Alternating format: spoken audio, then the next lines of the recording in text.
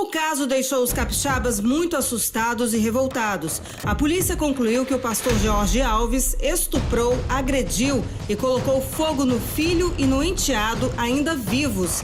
A perícia feita na casa da família, no quarto onde aconteceu o incêndio e nos corpos de Joaquim, de 3 anos, e Cauã, de 6, apontou os crimes. Jorge Alves foi indiciado por duplo homicídio triplamente qualificado e 2 estupros de vulneráveis. Mesmo com todas as provas, de acordo com a lei, o pastor ainda é considerado suspeito. Depois que a polícia conclui as investigações, o inquérito é enviado ao Ministério Público. O promotor de justiça analisa as provas colhidas e verifica se pode denunciar o suspeito à justiça. Ele vai analisar se nós temos materialidade de crime, né? Então, no caso do homicídio, eu tenho um corpo, esse corpo foi examinado, eu tenho o laudo desse corpo, eu tenho o laudo do local dos fatos e tantas outras questões podem envolver, né, no âmbito da materialidade. E depois eu tenho que ter pelo menos indício de autoria. Então, eu tenho câmera que me demonstra que aquela pessoa que foi indiciada estava no local do crime.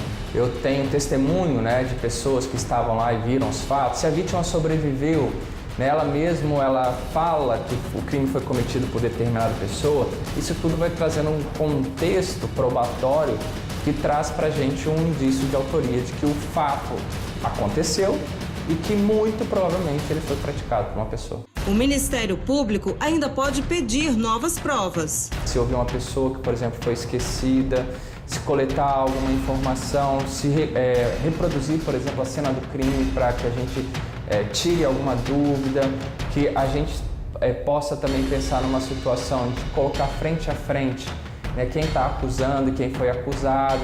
Então, tudo isso pode ser visto, analisado pelo Ministério Público e sobre agora a perspectiva não da conclusão da investigação, mas do processamento e da condenação, são coisas diferentes, que agora vai passar pelo crivo do contraditório, uma atuação defensiva mais forte.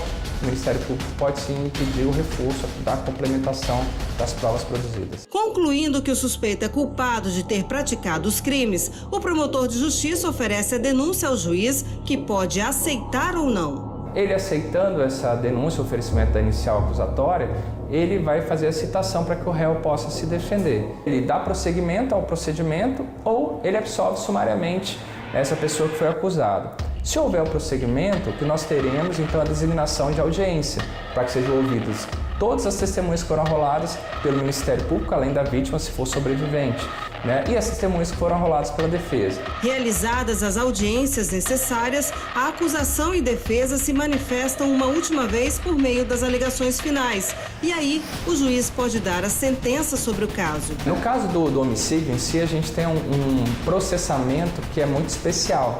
A gente tem um rito que é dúplice. Porque primeiro a gente faz a formação da culpa e depois a gente leva o julgamento para o júri.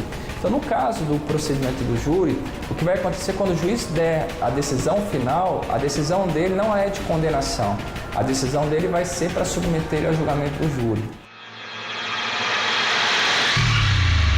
A soma dos crimes atribuídos ao pastor Jorge Alves pode ultrapassar 120 anos, mas a lei determina que uma pessoa fique presa no máximo 30 anos. O que a gente tem que entender é que o nosso sistema constitucional não permite prisões perpétuas. Essa pessoa vai e essa pessoa vai voltar. E o que vai acontecer nesse processo vai dizer muito, e isso tem que ser levado muito a sério, porque não pode ser simplesmente um rito de passagem. Nem para nós enquanto sociedade, nem para ele enquanto indivíduo. Não pode ser uma coisa leve dele achar assim, qualquer coisa que eu fizer está feita. E a todo momento a gente tem que pensar, né, na pena como um fator de punição, repressão, mas também como uma situação de prevenção. Talvez o matar seria o mais simples. Porque quando a gente vai em alguns locais, o matar é o simples, é o natural. O difícil realmente é trabalhar o problema.